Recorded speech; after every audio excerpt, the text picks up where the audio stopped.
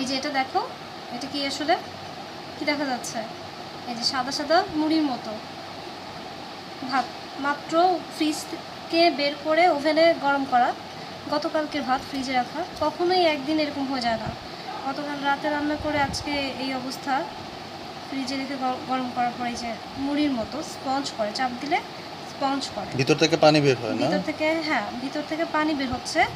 এগুলো অ্যাকচুয়াল চাল না আসলে, এগুলো প্লাস্টিকের চাল, এগুলো বোঝাই যাচ্ছে।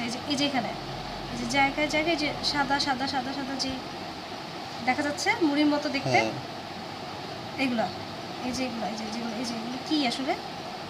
চাল না। এগুলো চাল না তো, এগুলো তো চাল না।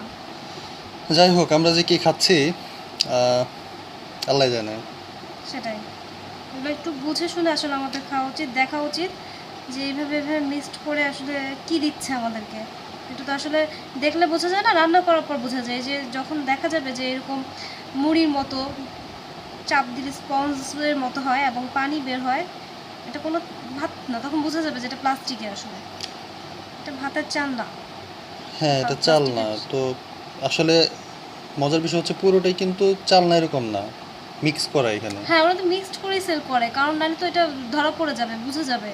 এই জন্য চালের সাথে মিক্সড করে তারপর সেল করতেছে। আমাদের সবার আসলে কিভাবে সচেতন হওয়া উচিত এটা আসলে বুঝে পাচ্ছি না। মানে এইরকম খাওয়া দাওয়া আসলে কি খাবো, উপায় সেটাই নেই। সেটাই, যাই হোক, দর্শক কি যারা অবস্থা। ভিডিওটি দেখছেন, আশা করি আপনারা সচেতন হবে এবং আমরা নিজেরাও সচেতন সচেতন হওয়ার চেষ্টা করব। দেখা যাক কি হয়।